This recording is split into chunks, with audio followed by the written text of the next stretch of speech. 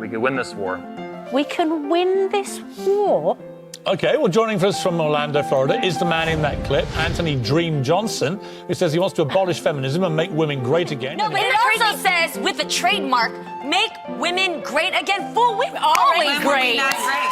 Make women great again. But they're going to do a 3-day seminar for women led by all men. In mansplaining news, a 3-day conference for women led by men hopes to make women great again. How the 22 convention will make you the greatest you ever. Raise your femininity by 500%. First of all, how is a man supposed to tell a woman how to be the ultimate woman?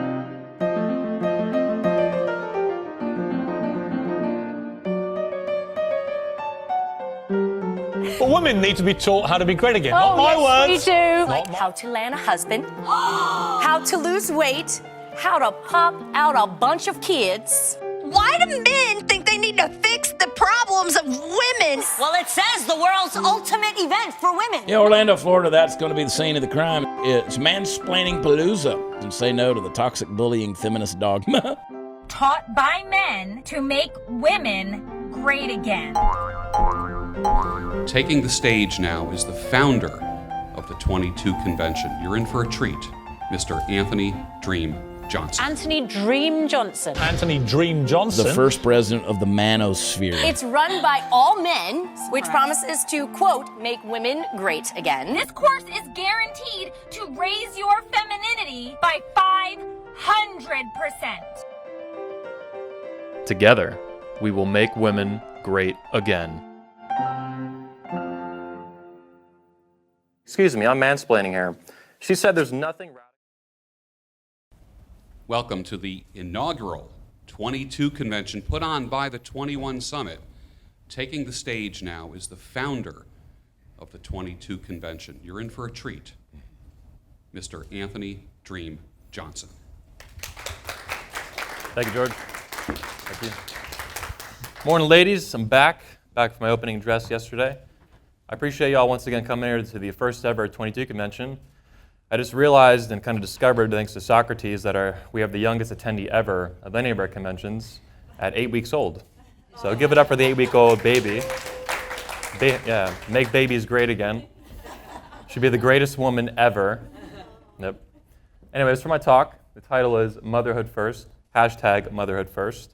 Like America first, Britain first, Canada first, motherhood first. As you might have guessed, this is a talk about motherhood and motherhood coming first, and why I think that's important and why that should be reestablished as normal and a default in America and throughout the West, where I think that has fallen off a cliff and motherhood now is delayed much, much later into life. I think that's not a good idea, it's not the wisest decision, and it's not even biologically sound, and we'll get into why that is. So motherhood first, you might even recognize the image too. This is one of the images that I think made the website and the convention itself go viral. Just a nice picture of a woman with a baby, but you might recognize that's where it's from. Moving on. Make women great again, question mark. So when I first started this convention, there was a lot of attention to it. We reached 150 million people. It went on TV, all kinds of interviews, TVs and radio were attacking us, all kinds of stuff. And a lot of them viewed me they viewed me correctly as a speaker, but they viewed me also as kind of like, for lack of a better term, like a dictator to the speakers. And they think that I dictate the content of the conference, and the opposite is true. I'm very kind of libertarian-minded, not only in politics, but also in being an entrepreneur. I don't dictate anything the speakers say, with a few limitations. They can't endorse racism, feminism, or communism. Those are the 3 rules they get, and that's it. Beyond that, they say whatever they want. I don't agree with them all the time. A lot of times I do, obviously, that's why they're here. But there's a lot of disagreements. I like being around people I disagree with. For example, a lot of our speakers are Christians, and I'm not. And these guys are hardcore, some of them, reverends, pastors, all kinds of people. So I bring a lot of diverse people up here for a diverse lineup of ideas. And I think that's fallen away in America, even with the First Amendment, never mind the rest of Western nations. So our conference is a very diverse lineup.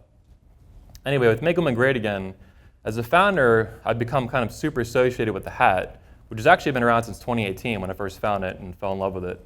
I saw it, like I mentioned to you in my opening address, at 2 or 3 in the morning. It was a gag hat, and it looked different. It was a different format. But I knew if I did it right and red and beautiful, it would be just amazing. Long story short, I've become associated with the hat heavily on the internet. And so I think people assumed I would give a speech that was very comprehensive and kind of global for the event. But I chose not to do that specifically and on purpose this year. Maybe in the future, in the next year and the year after that or something like that. But I specifically chose not because I don't want to step on the speaker's toes. I view my conventions for men, for fathers, and now for women as like a painting. And I build the frame, the border, and the speakers fill it in. I do too. I speak a little bit. But I'm like maybe 10% or even less, 8% or whatever of the content. And I'm very mindful about that because I don't want to step on their toes. I want to give them room to breathe and to paint, to be creative, and to be even combative sometimes, be polarizing, so these videos go viral and reach millions of people, which I think is important for educational purposes as well as entertainment sometimes. It's a very mixed kind of conference, right? Anyway, that's why I'm not doing a speech on Make Women Great Again, even though I think a lot of people would assume that. No, but maybe next year.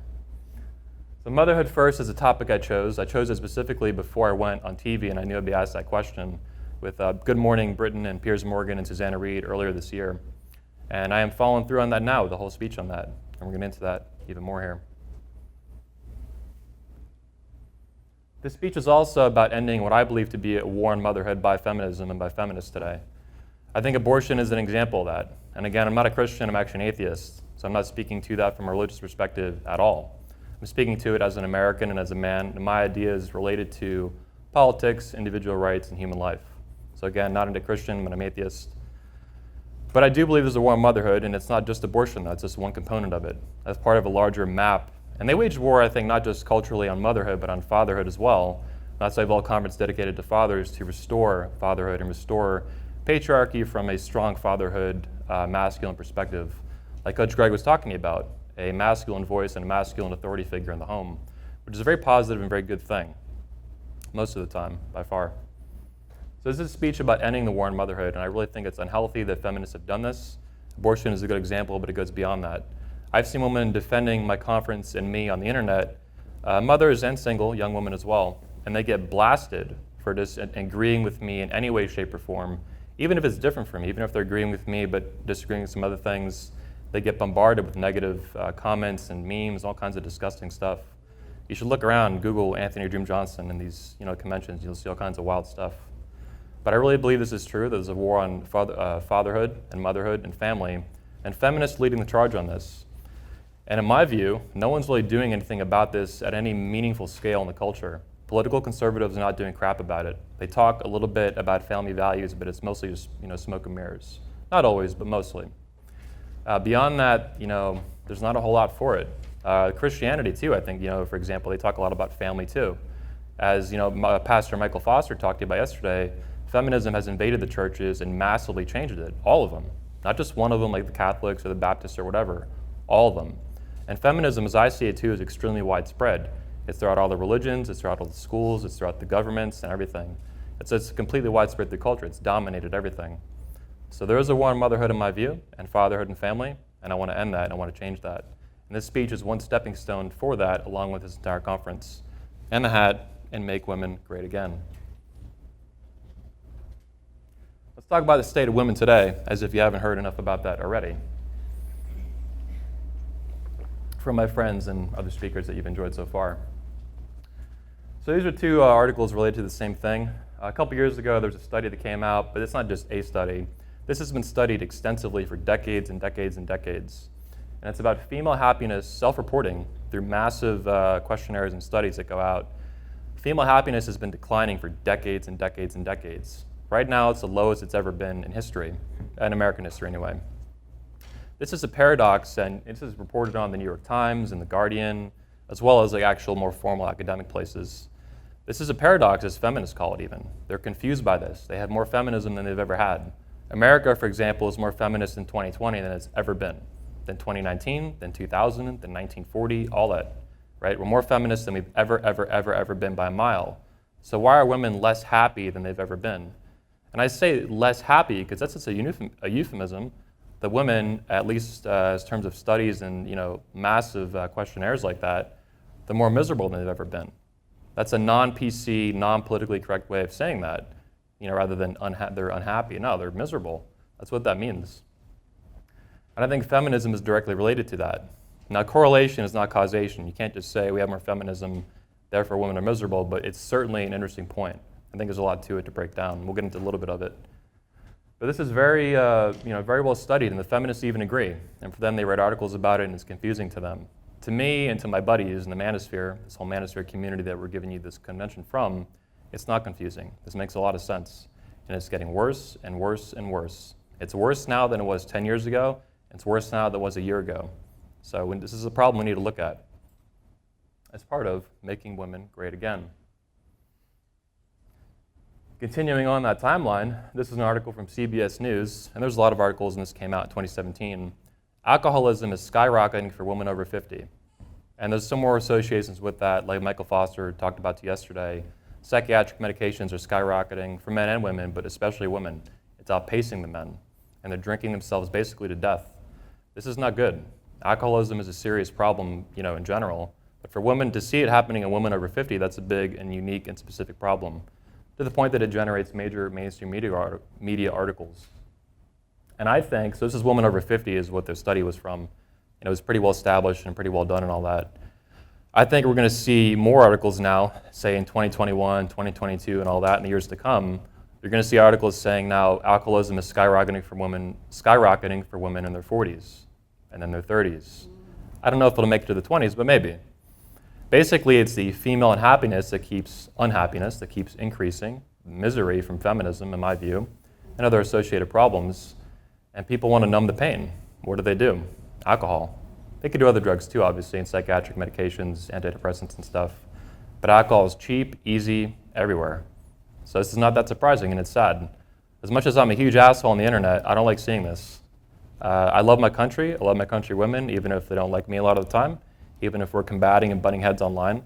I want to see women in America do well as, technically everywhere. But I'm an American, and I think first about my country.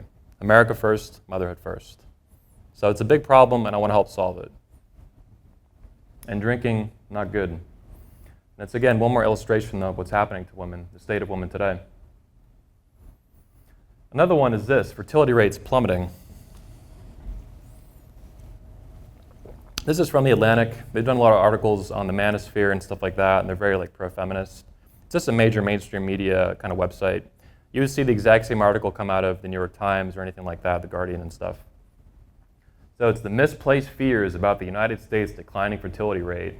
Many women may not be abstaining from having children, but simply delaying it. So number one, anytime you see anything about feminism in mainstream news, anything they're negating, don't worry about it. You have nothing to worry about it. It's not a problem. Bullshit. Remove the not, remove the nothing, or it's never going to happen. Any kind of never, not, nothing, it's BS. They're negating it because they're hiding something from you. One of my favorite authors and philosophers is actually a woman named Ayn Rand. You might have heard of her. She died, I believe, in 1982, and she was famous for creating the philosophy of objectivism, writing Atlas Shrugged and The Fountainhead, and several other books too, like We the Living. A couple movies came out too about these. Actually, all of her major books are in movies at this point. Anyway, what this is called is package dealing. So they're package dealing by negating it, they're packaging in a lie. This is how they manipulate women. This is how feminists are very clever and manipulative. Not that they're all some evil geniuses scheming in some back room. It's that they have certain values and certain agendas, and they want to get them across. Sometimes it's not even malicious. They really believe in what they're saying. But the negation is usually a lie. It's usually the tell, like a poker tell. The not, the nothing, the never. No. No is a decent one though, but they don't usually do that. It's always these clever words. Don't worry about it. Nothing's going to happen. Anyway, the fertility rate in the United States is plummeting. It's plummeting all around the West. I think there's a few exceptions, like maybe Poland, if you even consider the Western country. They consider themselves Central European. But anyway, it's plummeting all throughout the West, pretty much all the races. This is not good. And so it's a universal problem. It's not specific to white women or Hispanic women or black women. It's all going way, way down. And I don't think it's a good thing, and we'll get into why that is. But anyway, them saying that fertility rate's plummeting and women are just delaying it, no, these are problems. And that's why they're addressing it, and oh yeah, not a problem. No. The motherhood last, career first agenda. So when I went on that interview with Piers Morgan and Susanna Reid earlier this year, I was talking specifically about how women are fed fake choices. They get pushed, basically they're going through life as a woman, which is different than life as a man. For example, fertility for women peaks at about 22 years old. As a man, I could easily have children at 40, 50, well, even at 60 if I'm healthy and fit. That's way different from a woman who that's not even possible at, say, age 60. So the motherhood last, career first agenda is a fantastic example of the fake choice that women are fed. They're fed education first, advanced education. It puts you into a ton of debt that's non-dischargeable for a job you're probably never going to get with a crap ton of debt that you can't even get rid of. It's a special type of student loan debt you can't even discharge through bankruptcy, which is, I think, a bad thing that changed back in the 2000s and you need to get rid of that. But what's never said is that when you put your education first and your career first before motherhood and your children that are waiting for you in the future, you're putting your children last. If career is first, motherhood ain't. If career is first or education or whatever, something else is going to come second or third or fourth. Maybe an education and whatever you're going to choose. Hopefully, too, it's a good thing, maybe like law, education, science, like a STEM thing, and not some BS like gender studies or whatever crap they keep making up. But anyway, if motherhood is not first and career is first, motherhood's going to be somewhere down the line. I think that's a choice you can make. We live in a free country. I think that's a very good thing. People attack me like when I say these things, like, oh, you just want to control women. There was like a TV show, The Real. These women on TV were yelling at us about the convention. And they were like, they just want to control women.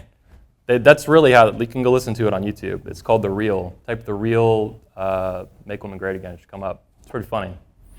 But this is basically a straw man argument. This is not what I'm saying. We live in a free country, and that's a good thing. You do have choices to make when you're young as a woman, just like I do as a man.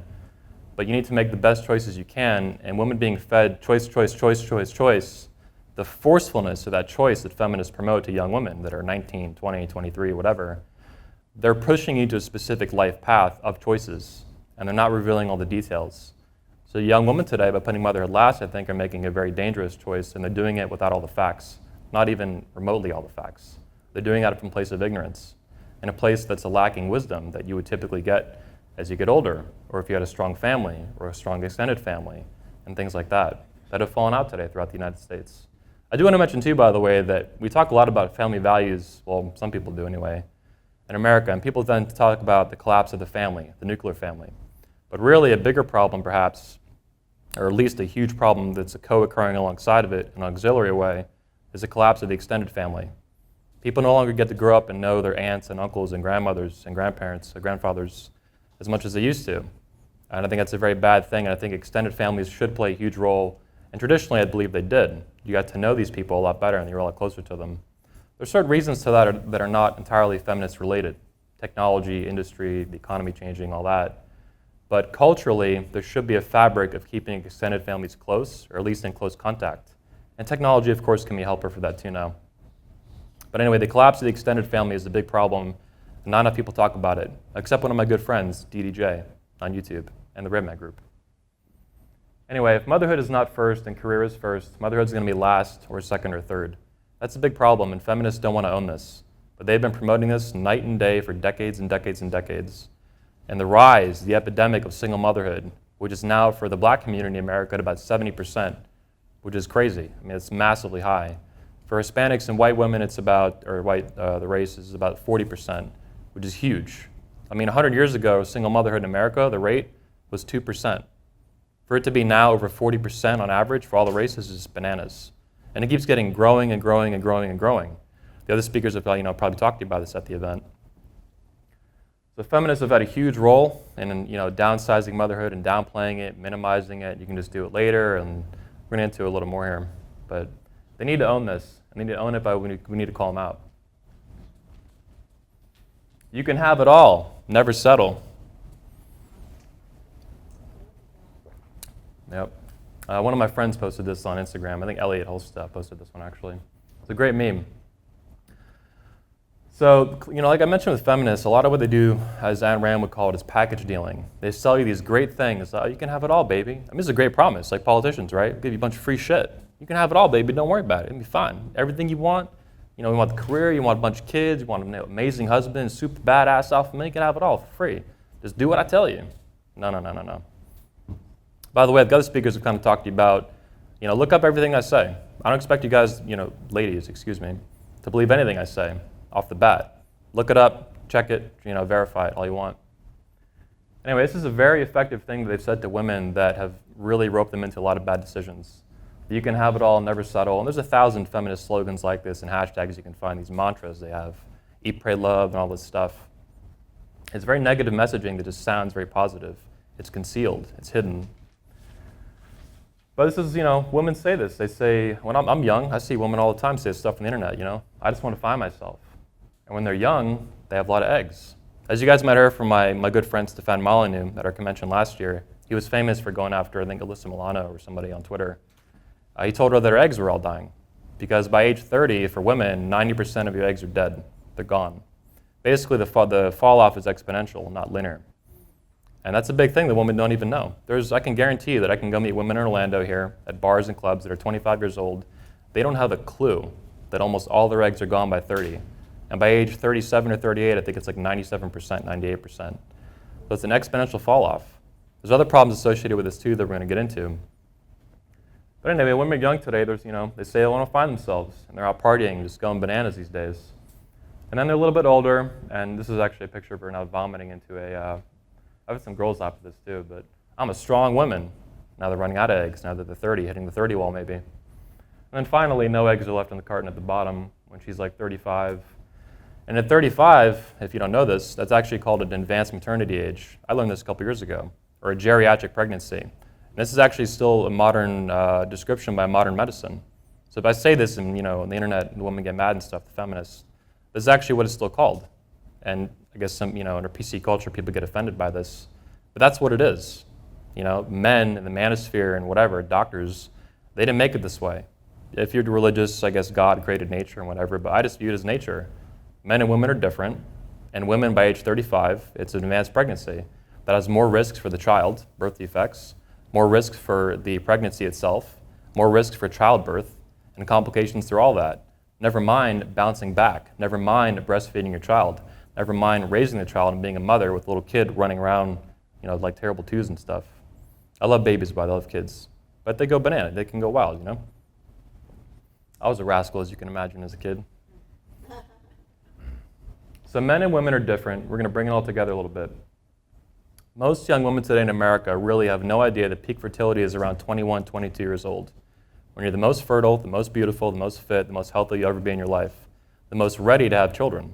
And it's like the best way to do it in terms of lower birth defects, having a problem-free pregnancy, and everything associated with that.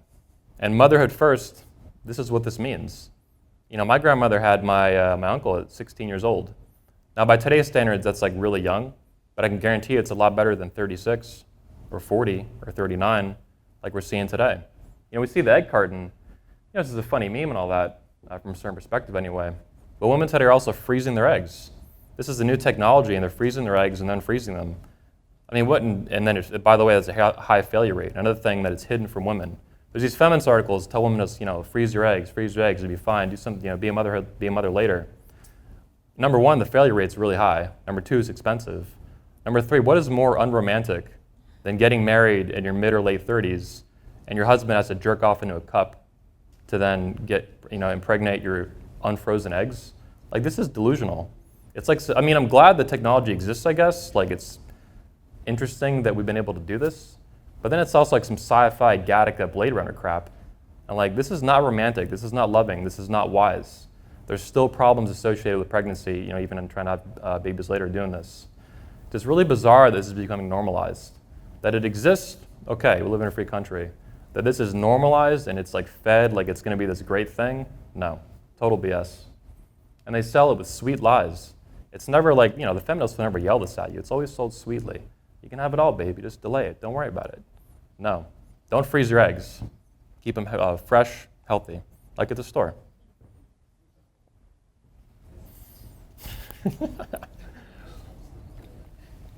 So women reach peak fertility around 22.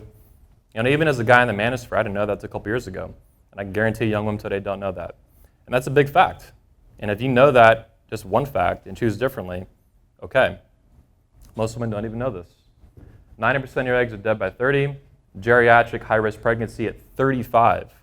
35 in today's world sounds young. We're living, due to technology and civilization, we're living well in our 70s and 80s. My grandmother, for example, died at 92 years old back in 2011. My favorite grandma. She was amazing. I did have two growing up, though, which is pretty nice. But 35, I mean, that's it. It is what it is. That's not going to change. Unless technology gets like super advanced, which we're not at, that's a big number. And in the manosphere, we call this the 35 wall. Most guys in the manosphere, we actually fight among each other about this. They say the 30 wall is a big wall. I see the wall, as it's called, at 30, 35, and 40. The series of walls. And 35 is probably the most serious. 30, I think, is overblown. The guys, like, they bitch about this too much, in my opinion. But 35 is a serious one that has serious biological consequences. And this is like not a disputed fact. It just is what it is. And women need to know this and make better decisions. Egg freezing sucks. It's kind of weird. It's unromantic. Do you really want that done? Probably not. And a high failure rate, and it's expensive. There's an article that came out, I think, about a year ago. I think a woman in the UK did this, and all of it failed. She had like 10 of them, I think, frozen or something, and all of them failed. And she was past 40, so she couldn't even do anything else at that point. And she thought, she didn't know. She just had it done, she paid it. They don't tell you the risks and stuff. If it's in a document, who reads like these documents, like 80 pages long? No one reads this crap. Yeah, of course, it didn't. And then she can't have kids now. That's it, you're done. You're screwed. Thanks to what? I can almost guarantee you it wasn't dudes like me that were like, yo, freeze your eggs, you're gonna be fine. No, it's feminists. This is what feminists do, either directly or through indirect methods on the internet, these sweet lies and papers and whatnot. Promiscuity makes women miserable. There's a lot of studies about this, a lot of charts. Stefan Molyneux and other speakers that we've had at this convention as well have shown this. The more partners women have, let me back up here. I'm very sex positive. I think women over a lifetime should have as much sex as possible with as few men as possible. And that's controversial, I get it, duh. But I really believe that. So promiscuous behavior tends to make women miserable, and it's exponentially more dangerous for them than for men. Men can get damaged too. You know, some of our speakers are very anti-premarital sex. Jesse Lee Peterson, Michael Foster, and these other speakers. But it damages women a lot quicker, and it's harder to fix in women once it happens. And the studies show over time that as women gain sexual partner counts, basically their ability to pair bond gets damaged. And this is what happens when you delay motherhood. If you don't get wifed up, knocked up, and you screw around on Tinder banging dudes like me, I'm not a martyr, I'm not going to stop women from having sex with me. But you probably shouldn't do this. This is bad for you. I don't think women should be doing this when they're young. They should be getting into marriages and building families with as masculine men as they can find. We like to go alpha male, beta male. Really, I think a spectrum of masculinity is a much better viewpoint to look at. But anyway, doing it as soon as they can without screwing it up. And extended families, I think, should play a role in that too, which is why extended families falling apart is a big issue. If you're a young woman and a young man, I know when I was 21, I thought I knew everything. Surprise, I didn't. At 32, I know a little bit more, including how much I don't know. I don't expect young women to be geniuses that can foresee 30 years into the future of a family and a marriage. It's ridiculous. This is why families are important, nuclear and extended. And even beyond that, if you have a lot of churches are infected with feminists and other garbage, like the guys I've been telling you here.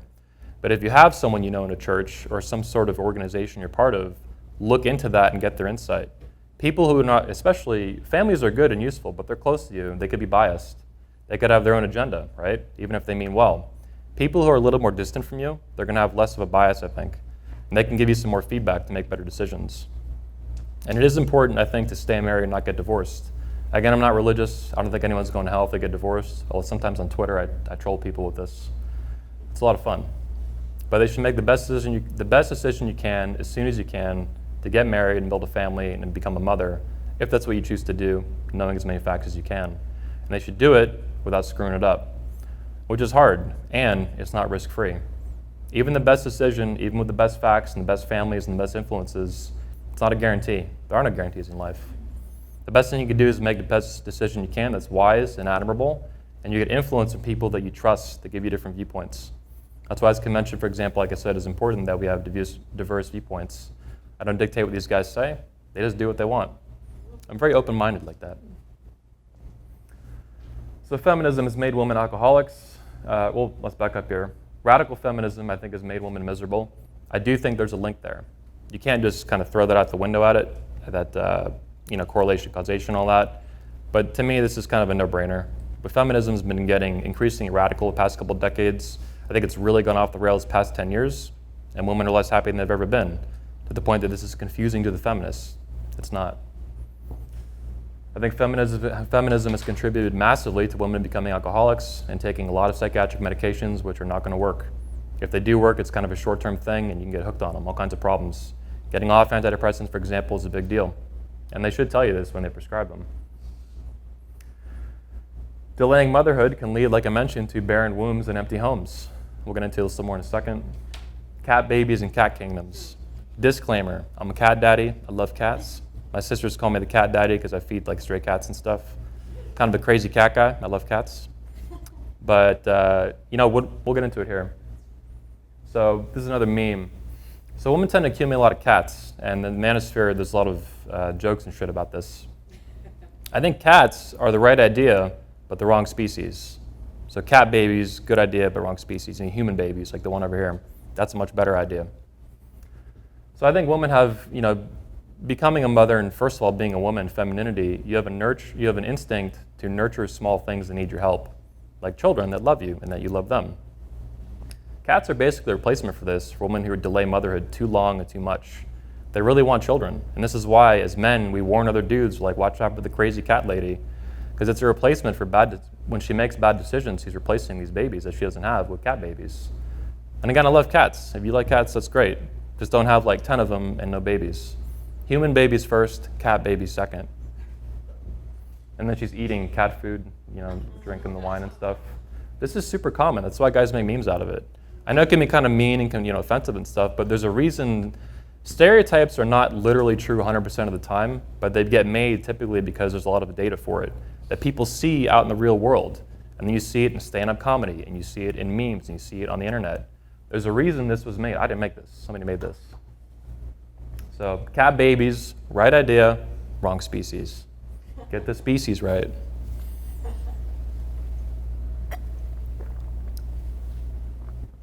This is the right species. These are my nephews. We got Bryson here on the right, my right, and Tyson on the left, his little brother. He's fresh out of the womb. He's like 5 weeks old now. Bryson just turned 1, so they're like Irish twins. Bryson and Tyson. So again, cat babies are the right idea, wrong species. Right species. And choices have consequences. Hunter Drew, or excuse me, Zach Small. He used to be called Hunter Drew, now he's Zach Small. It's complicated. We all have weird names in this community. Anthony Dream Johnson, which people went bananas with. I'll get Hunter Drew, Zach Small. You'll understand soon. Anyway, he's famous, in my mind anyway, for saying choices have consequences. I'm sure he's not the first guy in history to say that, but he said it at our convention last year and he made a big deal out of it. And it really stuck with me since then in 2019.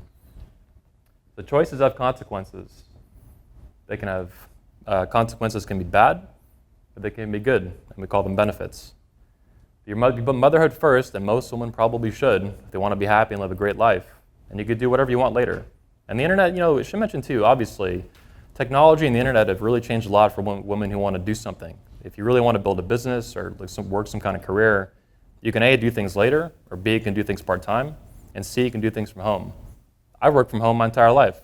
COVID didn't affect me at all that way. COVID was a pain in the ass, this whole pandemic crap this year.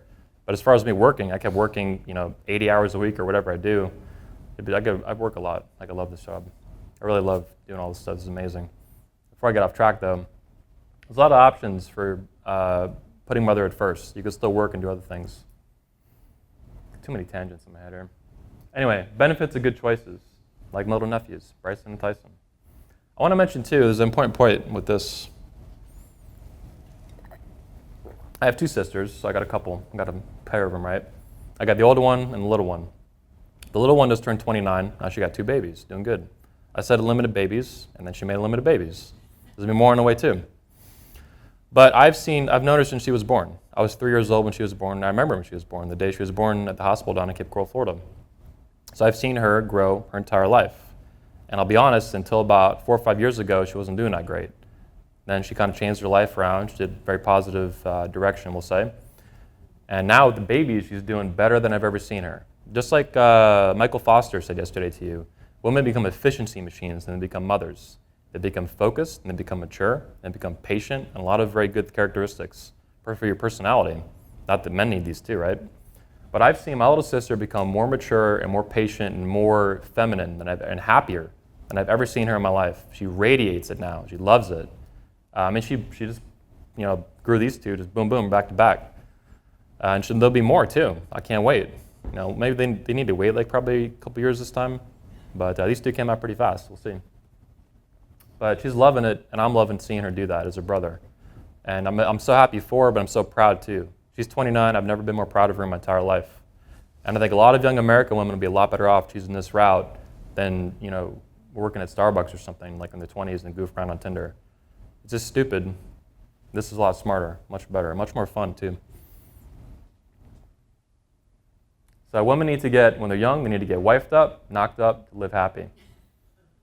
These are me and my nephews. I figured that would enrage all the feminists.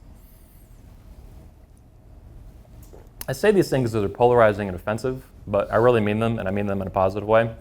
For most women, this is going to be a much better option than trying to get an advanced education when you're super young and super fertile, which then drops off a cliff exponentially, and other health markers, biomarkers along with it. Strength training, like Jay talked to you about, will actually help resolve a lot of these, or basically slow down the process of aging in a lot of very useful ways, for beauty, for your health, for your skin, for your muscles, for your bones as a woman too, but then also fertility and these other issues. But still, women should, if they want to build a family, do it as soon as you can, young, wifed up, knocked up, boom, hopefully in that order. But hey, shit happens. Live happy. I did talk about female happiness coming from women having a ton of sex with as much as they can with as few men as possible, but also comes from making cookies, sandwiches, and babies. I think this is a great thing. Women don't have to do this, but it's a pretty good life. I think women have been lied to about, Michael Foster again was talking to you about that, how the patriarchy is inevitable. You can go work at a job somewhere, some giant corporation or something, and they don't care about you, and they might fire you, and they won't think 2 seconds about you. Maybe someone you knew there that fired you will care about you, and that's it. And that goes away. Being a mother, growing a human being is a very unique thing. We can't do this as men. We obviously connect and breed, but you're the ones who grow the babies and nurture them and feed them and mother them. Parenting is too generic. Being a mother is very different from being a father and vice versa. This should not be missed. If, women that delay motherhood, like that article was talking about, delay, you could be missing out on children that would never exist. Maybe you have 1 or 2 kids if you delay motherhood to 37 instead of you having it at 27 or 21 or something. You could have 5 kids. Now we'll talk about unlimited babies here. I'm really proud of Michael Foster just banging out kids left as much as he can. He's got 7 now.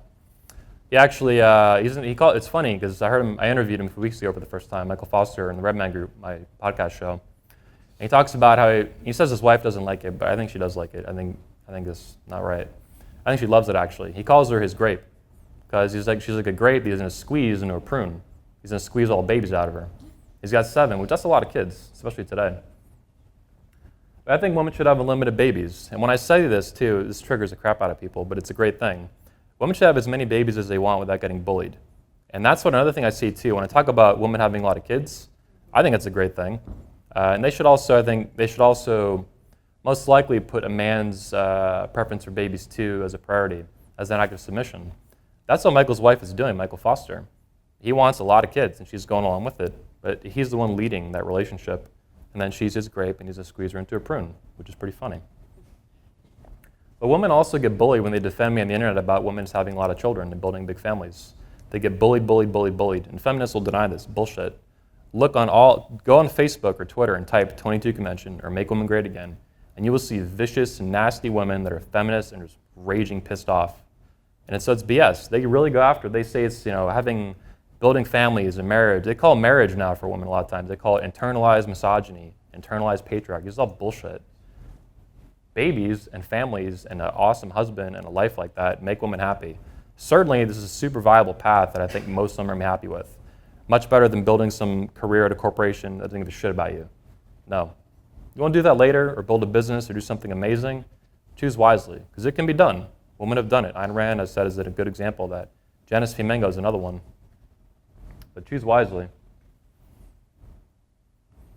So I want to promote, and I have been, I think, building out throughout this speech, the new Motherhood First timeline.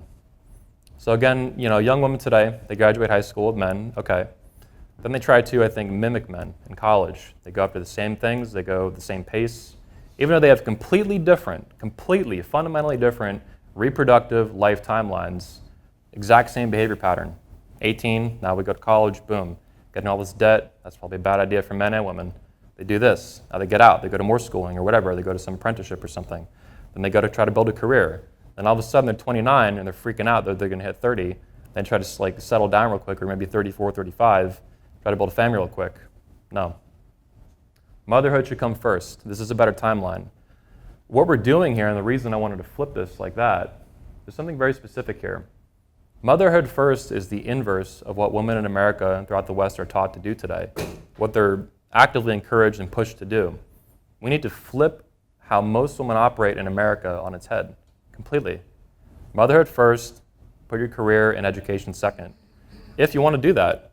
You know, I should say here on the stage, it's okay to be a stay-at-home mom. It's okay to be a suburban housewife, as Trump has been tweeting lately, which is pretty funny. I love it. Suburban housewives are going to vote for me. Vote Dream 2020. You don't have to work. If you want to, you probably should. You know, figure out what you want to do, choose wisely, but do it in a way that makes biological, rational sense with facts. Don't just throw away your fertility when you're young. Bad idea. That's why I love, when I mentioned in my opening speech, that Curtis Connor kid, that YouTuber that attacked me, and he has a bunch of teenage girls that follow him. He thinks he did a great thing attacking me, and I'm like, yeah, thanks, man. This is awesome. You give me direct access to like millions of young women that are never going to get this kind of information, ever. There's almost no one in culture talking to young women today about these issues. Nothing. If they don't want to listen, they're going to watch this because they stalk my channel now. They'll watch this, great. And if you don't want to do any of this, if you want to become a mother at 39 or never, okay, weed yourself out of the gene pool. Congratulations. But at least they're going to listen and make a decision with some facts, rather than just completely ignorant. That's one of the reasons I wanted to make women great again and abolish feminism. Women today have no counter to feminism. There's nothing. There's nothing, basically, there's no positive feminine education in the culture for how to be a woman. There's nothing. It's a dead zone. It's a no woman's land, I guess, no man's land. There's nothing. They don't get it in school. They don't get it in church. They don't get it in their community. They barely get it in their home, if at all. Maybe if they're from a super tight community like the Mormons or the Amish or something. That's it. That's like all that's left.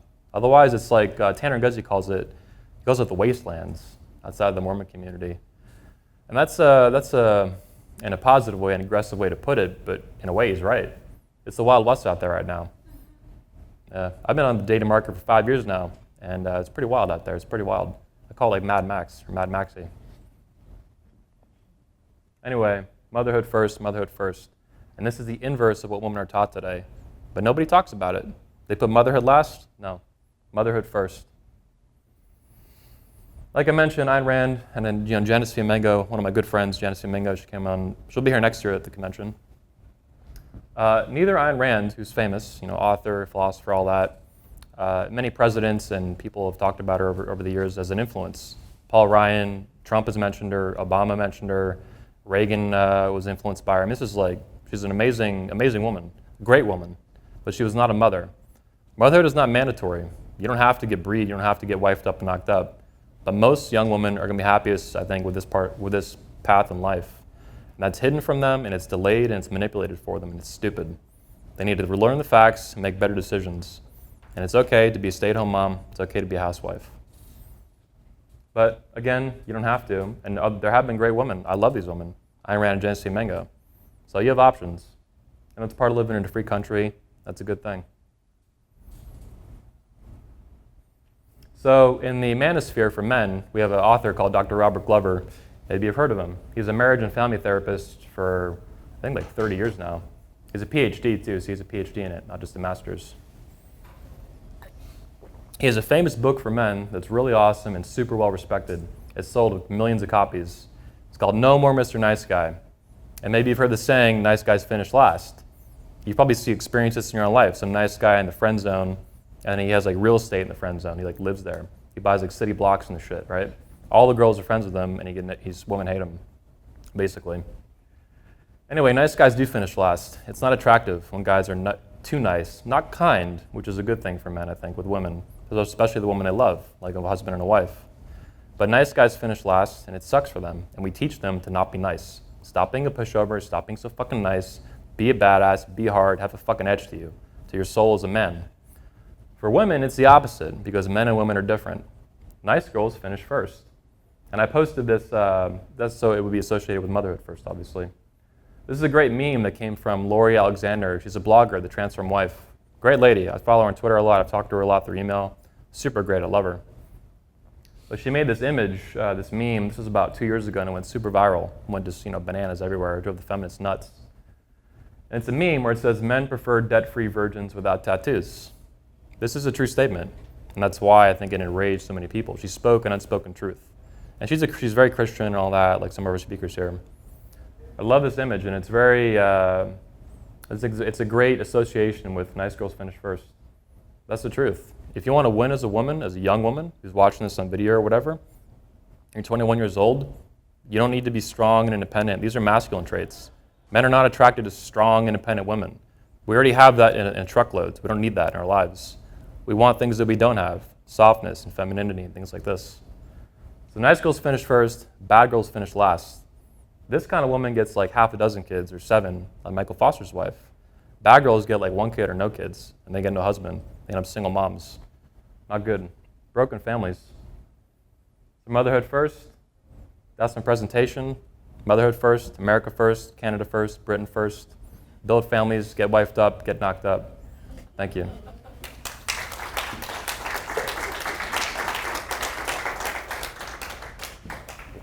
I do have a little time for questions if there are some. Looks like we have some. Those will be fun. They can bring the mic to you if you need that.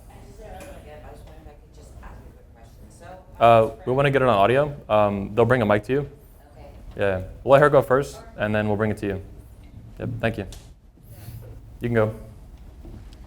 Anthony, I really like the concept that you're creating, and I really love your presentation. Thank you. And that's what a woman is looking for, a man who's not being adversarial, who's trying to answer questions for us so we can together create a unity and be back to productivity. And I agree with you. I have a child your age who's actually still not sure she wants to have children. And I'm trying to convince her that, humanity is not going to go forward if a whole generation decides they're not having children. So yes. So keep on preaching that. So I really like the idea. I think what I think I hear is there's a bit of bitterness that comes, in general in this particular conference that needs to be addressed, and you probably need to speak to your speakers as well and explain to them what that concept you just pushed forward. You're pushing family forward. Family is what the problem is. Family has been destroyed in this country. I mean, you have men that actually abandon their families in jail or wherever. So women are a problem, but the family, the whole family, men and women are a problem. I have a comment on this that I think will clear up where you're going with this, if I can interject there. Whoa. So I heard this going on with Coach Greg's speech before the end too, the kind of back and forth, the dialogue that was good. I loved it. I was in the back there listening. So one of the things I said on my page for the 21 convention, the marketing, not the 22 convention, but it's closely related. In my view, you said the family has collapsed, right? And the family's falling. This is true. But where does the family come from? It comes from a man and a woman banging, literally, having sex, right? What does that mean, though? That's, man or woman, so what? Well, you have 2 human beings, so we're a sexually dimorphic species. We have 2 sexes. We have a 2-gender system. 2-gender system works fantastic. It's worked for like a couple 100,000 years, in my understanding of science and all that. But specifically, I think in the West, what we're seeing is not just families, the family falling apart and family values and all that, it's gender relations are collapsing. In America, we talk about race relations a lot, different demographics, right? What we don't talk about ever, it's never said, but it makes perfect sense, is gender relations. And feminism, in my view, has massively attacked this. This is what's really falling apart, and this is what builds civilization. There needs to be some other things associated with it, freedom, and I liberty. agree with you. Yeah, I agree with you. Things, extreme things like feminism or MGTOW should actually be pushed away. What we need is that middle place where we can put our minds together and fix a problem. We've identified the problem. So the problem is we're not having as many children anymore. Families destroyed. So let's bring family back together. And the way to bring family back together is to have that dialogue. Is to say, well, what is it that I can do to actually make it better for you or for a man to actually want to continue to do that dialogue. But we can't be blaming each other is never going to be the way this is going to work. I agree with that 100%. Yeah. Because, just like I was telling somebody, we all can enter a room. Let's say there's a prize in a room and the door is closed. There's a lock and a key.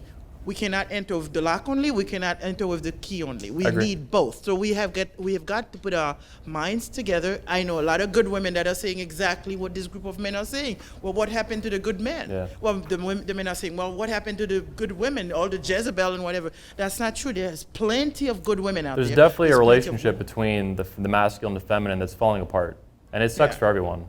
Yeah, so you can't point fingers. And the solution, would you agree, is to put it together, to find a way to get it back together. Yes. The way that that my parents did. Gender my parents relations. had 8 kids. I think this century, America will die. Basically, America will die or feminism will die, and I'm using feminism as a placeholder for gender relations. Gender relations are falling apart. We've seen that, I think, especially the past 10 years, and they need to be healed. That means healing masculinity for the men and femininity for the women. And this idea, Make Women Great Again, in my opinion, is the first serious push for positive femininity in the United States and in the West. That article from Secular Patriarchy I mentioned in my opening address specifically addressed that. Because like I said, there's nothing for women out there today. If you're a 19-year-old girl in America, regardless of your race, specific age, too much, demographic, religion, doesn't matter. They have nowhere to go and nothing to learn. They either have nothing or feminism. It's feminism or nothing. And that's true for some. Yeah. I am a 53-year-old woman who was married at 20 and had a child at 21, and have 2 children and miscarried 2 children. So I'm certainly not the person that you're describing. But I'm just saying, and yes, you can have career and you can have family at the same time. Yeah. You may not, and you're right, it may not be perfect, but it definitely can work. Yeah, sure. You just have to be paired with the proper person. So it's not a man-woman. You have to find a person who can work with you and bring you to that place where it works. So what we need is to have family to work. Yeah. In my opinion. Without family, we're all going to die. I mean, basically. Exactly. That's the simplest way to put it. Next question to the mother over here. Trevor, can you? Oh, okay. I got it. She woke up anyway. Okay. So I wanted to comment that you are right on. So I am a member of the Church of Jesus Christ of Latter-day Saints, or as you refer to as Mormon. Okay. And even in that community growing up, I could never put my finger on it. But like, just with social media and high school friends and everything, I felt like it was shameful and disgusting to want to have kids. I could not admit it, couldn't figure out why, where it came from. Damn. Got married young, I absolutely loved my husband. And I just couldn't figure out, I'm like, why do I feel like embarrassed or shameful to want to have kids? You feel guilty. Yeah. I was like, where does this come from? This isn't right. Whether you're religious or not, whether it comes from God or from nature, that doesn't work. It's not right, and obviously you look at it, it's like kids are a blessing, and wonderful to have. Yep. And so finally got pregnant and I realized it was great. Yeah. I'm happy for you. Absolutely love it. Yeah, and it's wrong, and you're right. We need to change society's outlook. That women, we don't even know where we're hearing it, but we're being told, don't get pregnant, don't want kids, go to college. Why? I hated college. Men get the same propaganda too. It's a waste of money, it's a waste of time, and you're miserable. And it's true. And it's, benefits everybody when you're happy and you're doing what you're meant to be doing. I want to comment too that on this point specifically here, that this is the first time in human history that we're seeing this kind of behavior. Like, this is brand new, and it's not just feminism. Birth control is an issue too, which is associated with feminism, but it's its own technology too. So there's a lot that's brand new in human life, and we've been alive for thousands and thousands and thousands of years, and this is all brand new, and shit's going off the rails.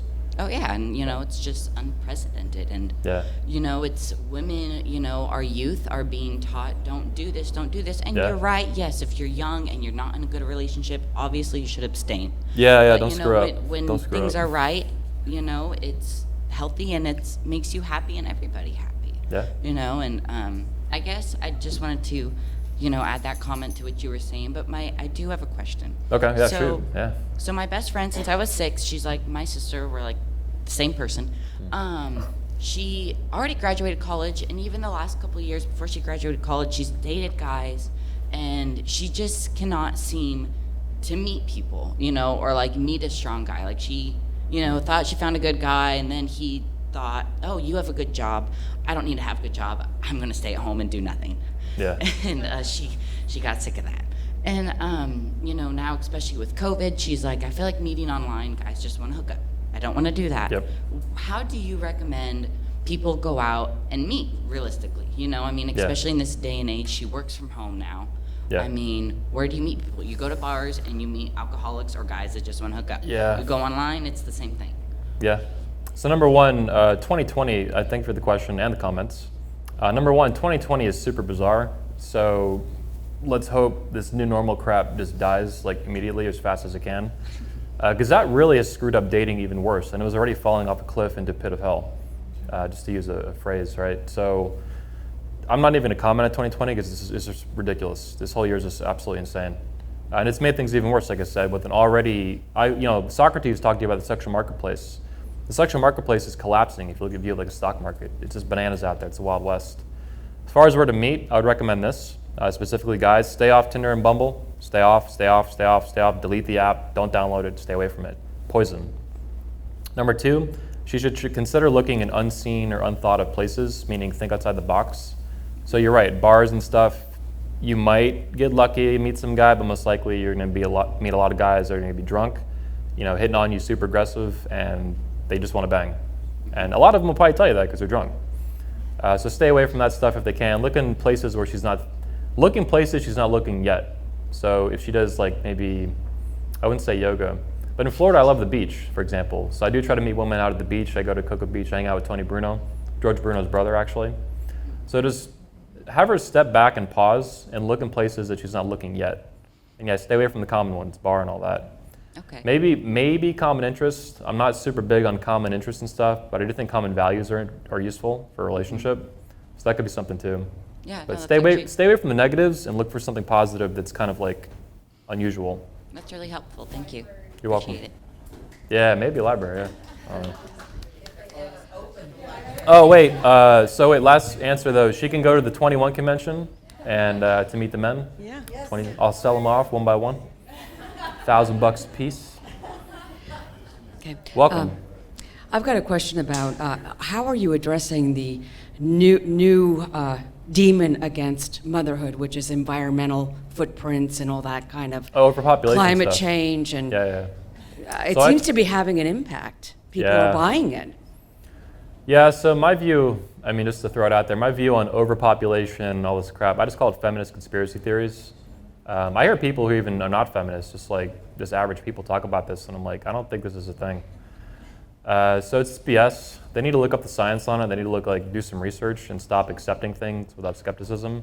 Being skeptical is a good thing. I mentioned being open-minded earlier, just kind of riffing around on it. I'm actually not open-minded or closed-minded.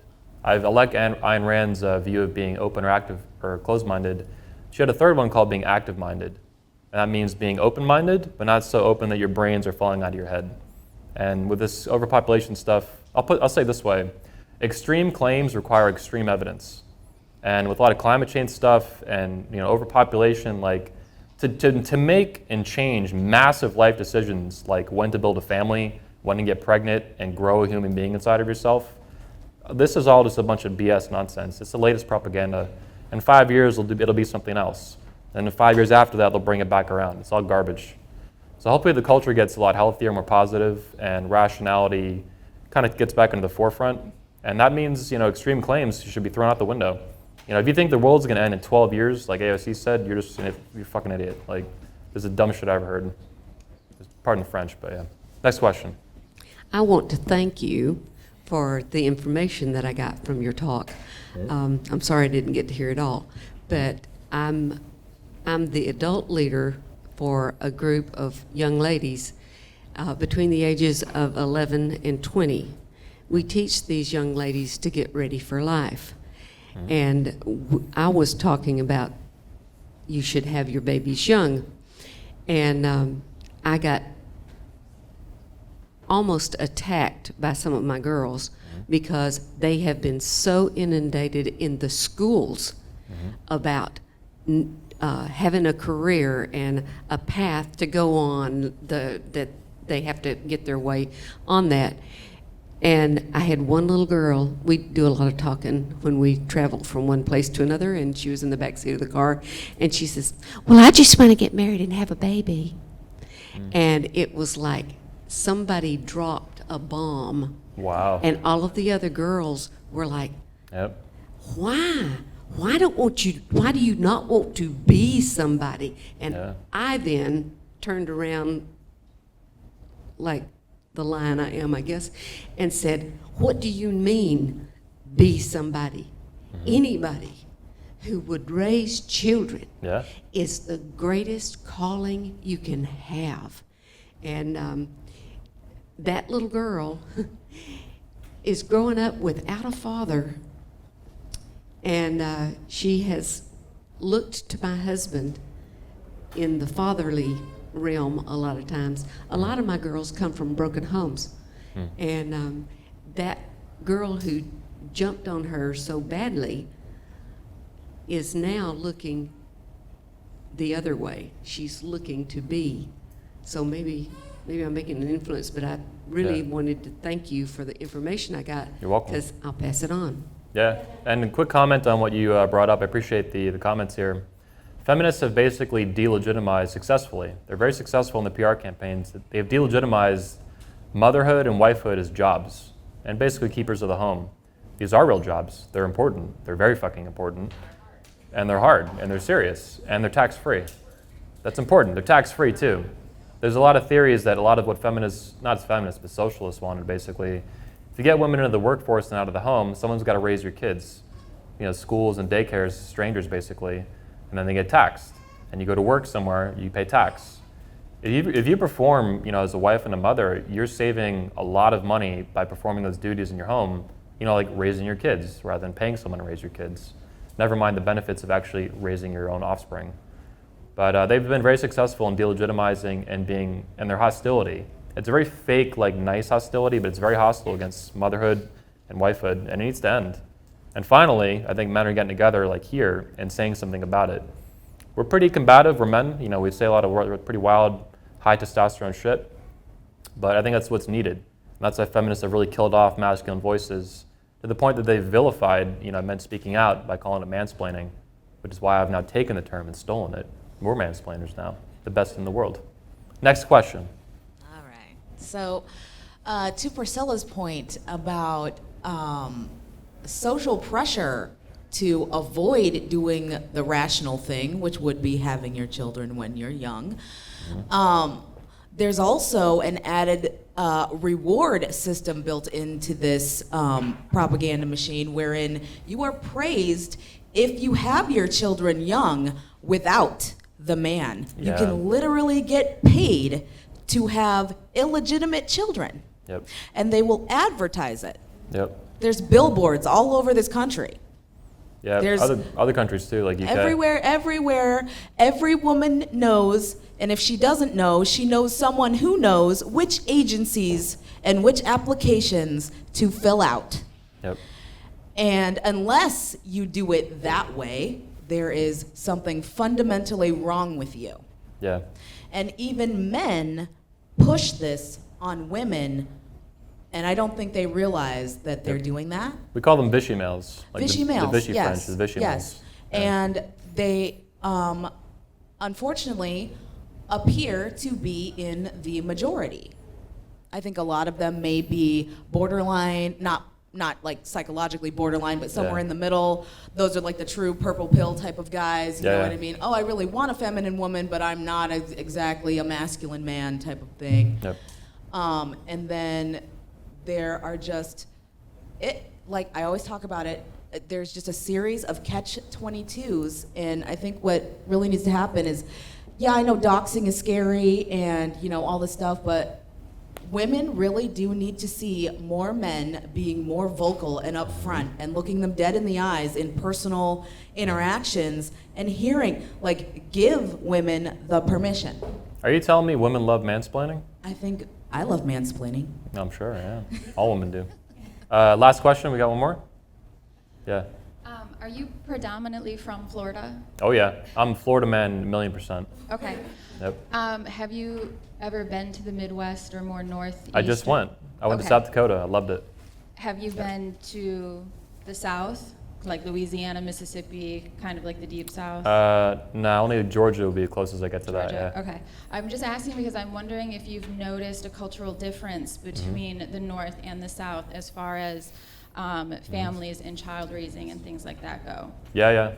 So my comments on this, South Dakota I went to is my first time in the Midwest, and I did notice it was a lot less, there's a lot less feminism basically. Masculinity was a little more common there, and women were basically more feminine, which I love. I love being around it.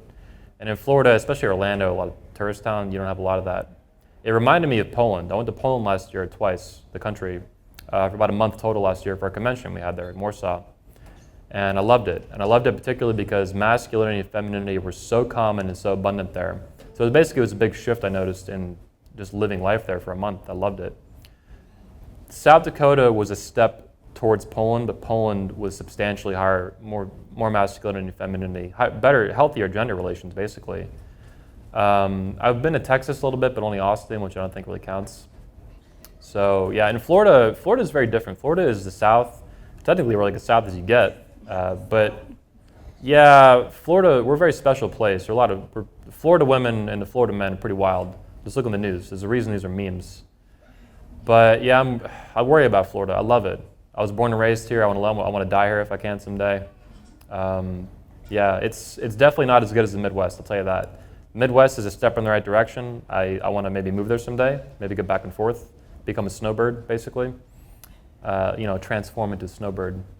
But yeah, throughout the other parts of the United States, I need to travel throughout more in the U.S. I've traveled a lot around the world, 26 countries, but I've probably not even been to that many states, so I need to get more into it.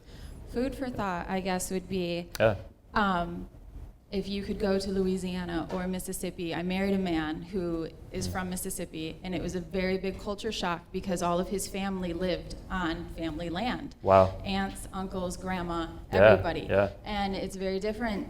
It's very accepted in the South to be a young mother, and Nice. it's not frowned upon. So I was just also thinking that if you were ever to move your convention, if you would consider moving it more south to continue, because I've noticed that the South is losing their cultural stability, not as far as traditions, family raising, things like that. Possibly. And it would be nice to continue that and to further it for it to be acceptable. Yeah, maybe. We did Texas a long time ago, so maybe. That's it for questions. Thank you for your question. I got to wrap up. Thank you. Make women great again. Motherhood first. Now we're going on lunch. We're done.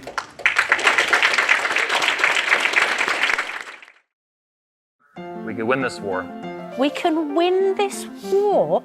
Okay, well, joining us from Orlando, Florida, is the man in that clip, Anthony Dream Johnson, who says he wants to abolish feminism and make women great again. No, but it also says, with a trademark, make women great again. Fool, we're always great. Make women great again. But they're going to do a 3-day seminar for women led by all men. In mansplaining news, a 3-day conference for women led by men hopes to make women great again. How the 22 convention will make you the greatest you ever. Raise your femininity by 500%. First of all, how is a man supposed to tell a woman how to be the ultimate woman?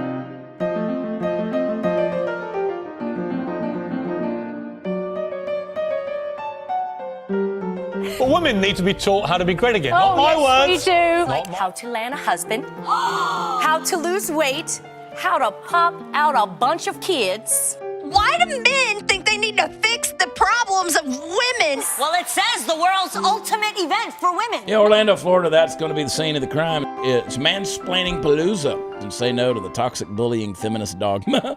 Taught by men to make women great again.